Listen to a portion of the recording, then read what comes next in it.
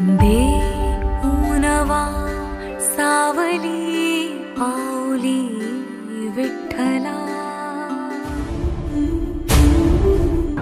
बरं झालं शालन तू आलीस ते.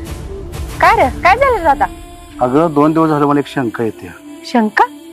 जाताना मी राजाच्या गाडीवर आबाला जाताना पाहिजे, पण येताना काय आबा राजाच्या गाडीवर नव्हता. म्हणजे आबा गेला तरी कुठं? आवा, ऐकलं का तुम्ही माझं? तुम्हाला काय ऐकू बिकू येते का नाही माझं? आता काय झालं? तुम्हाला मी किती वेळा सांगितलं होती म्हातारं मला घरात नकोय. तू दोस्त का फिरलाय काय? दोस्त फिरलाय म्हणजे काय? नाहीतर काय, बाप आहे तो माझा.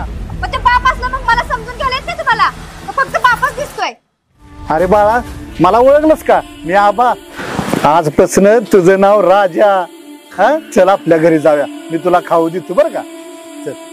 ए राजा, तुला काय शंका असली का नाही? तू बाबासनी फोन लाव.